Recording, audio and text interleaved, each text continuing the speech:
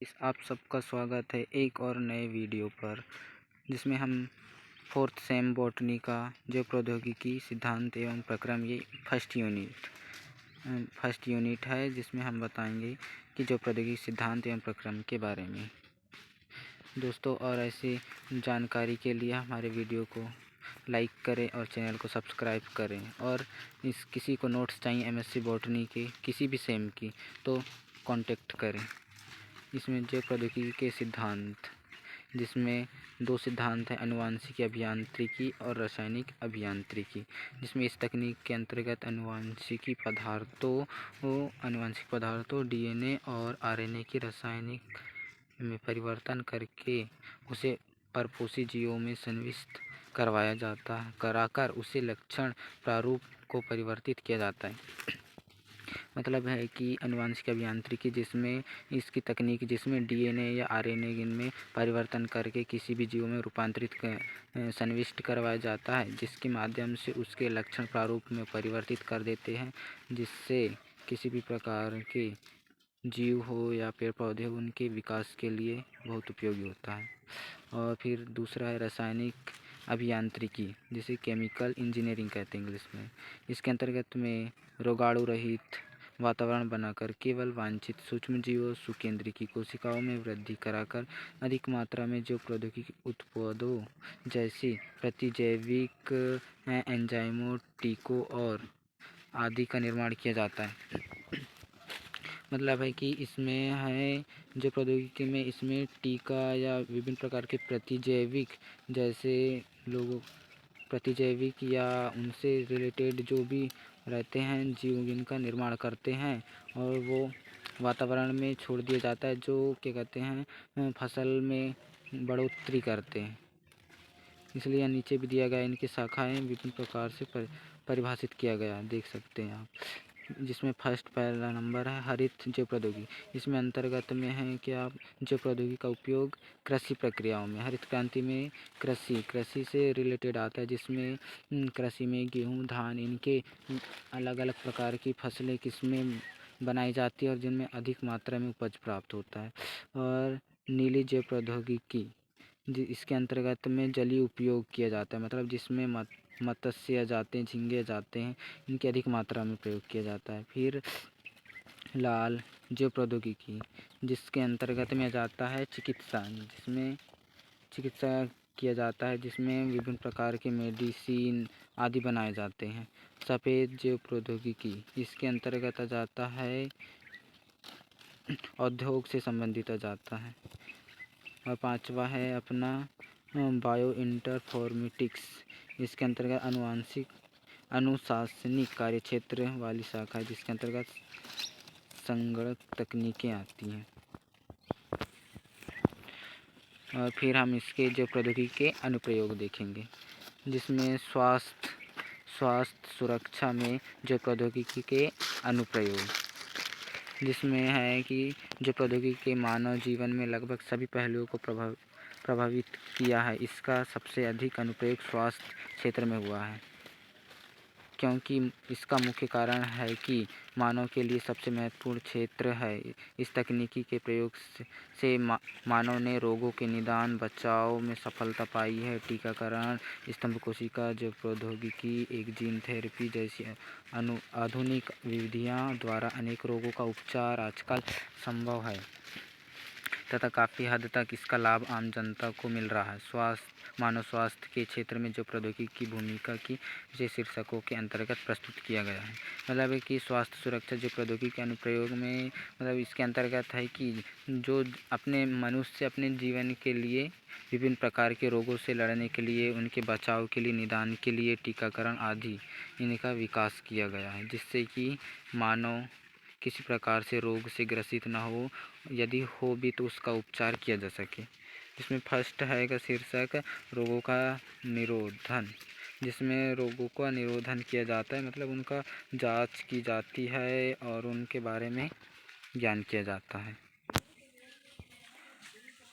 और सेकंड हमारा हो जाता है रोगों की पहचान हो जाता है, जिसमें हम रोगों को पहचान किया जाता है कि किस प्रकार का रोग है, जो हम डीएनए अंगुली छापन या डीएनए पुनर्संयोजन के द्वारा विभिन्न प्रकार के रोगाणुओं को प्रविष्ट करा के उनका ज्ञात किया जाता है कि वह किस प्रकार के जीवाणु हैं या किस प्रकार के बैक्टीरिया हैं। और हमारा थर्ड आ जाता है रोगों का उपचार। और फिर इन रोगों के बारे में ज्ञात होने के बाद इन रोगों का उपचार किया जाता है और इनमें औषधि का उपयोग किया जाता है, जो या फिर औषधि का उपयोग न करके कई उत्पादक कोशिकाओं में संवर्धन से, सूक्ष्मजीवों से या जंतु कोशिकाओं अन्य प्रकार से किया जा सकता है। कई प्रकार की तकनीकों का निर्माण होते जा रहा है, जिससे रोगों के उपचार के लिए आसानी होती है। और हम देखेंगे जो प्रौद्योगिकी से प्राप्त हार्मोन और औषधियाँ। अगर जो प्रौद्योगिकी के माध्यम से कितने प्रकार हार्मोन बनाए गए हैं और औषधियाँ बनाई गई, जिसमें से मानव वृद्धि हार्मोन बनाया गया है जो ई कोलाई बैक्टीरिया के माध्यम से बनाया गया है। और एक इंसुलिन है। इंसुलिन भी एक हार्मोन है जो अग्नाशय से स्रावित होता है, जो मधुमेह का रोग होता है। मतलब इंसुलिन मधुमेह का रोग उत्पन्न करता है, क्योंकि ये इंसुलिन हार्मोन की कमी के कारण ही मधुमेह रोग होता है। और अब कृषि के क्षेत्र में जो प्रौद्योगिकी के अनुप्रयोग जानेंगे। कृषि के क्षेत्र में किस प्रकार जो प्रौद्योगिकी के माध्यम से अनुप्रयोग किए गए हैं या किस प्रकार बढ़ोतरी की गई है। जैसे कि हम जानते हैं, फर्स्ट में है नाइट्रोजन स्थिरीकरण। इसमें नाइट्रोजन किस प्रकार, मतलब धानों या फसलों में किस प्रकार नाइट्रोजन स्थिरीकरण करवाया जाता है, ये जानेंगे, क्योंकि इसके फसलों में उपज की मात्रा बढ़ जाती है। तो देखिए, जैव तकनीकी द्वारा धानों फसलों के पौधों की जड़ों में मूल ग्रंथियां उत्पन्न करके नाइट्रोजन स्थिरीकरण कराया जाता है। और सेकंड है अपना प्रकाश संश्लेषण। मतलब पौधों का आर्थिक मूल्य रूप से प्रकाश संश्लेषण की क्षमता पर आधारित। अत्यधिक पौधे प्रकाश संश्लेषण की क्रिया करते ही हैं। यदि उनमें प्रकाश संश्लेषण की क्रिया नहीं होती तो वह अपना भोजन नहीं बना पाएंगे, और तो वह स्वयं ही मर जाएंगे। इसलिए प्रकाश संश्लेषण की क्रिया होना भी महत्वपूर्ण है पौधों के लिए, जिससे वो सक्षम और वृद्धि कर सकें। इसलिए उनके सुधार के लिए प्रकाश संश्लेषण की क्षमता को बढ़ाया जाता है। और बीजों की प्रोटीन्स में पोषक पदार्थों का सुधार। तो अनेक फसली पौधों के बीजों में कुछ आवश्यक अमीनो अम्ल का अभाव रहता है, तो उनके इस चीज़ों में सुधार किया जाता है, जिससे उनमें अधिक मात्रा में अमीनो अम्ल हो सके, जिससे मानव को किसी प्रकार के पोषक पदार्थों की कमी ना हो।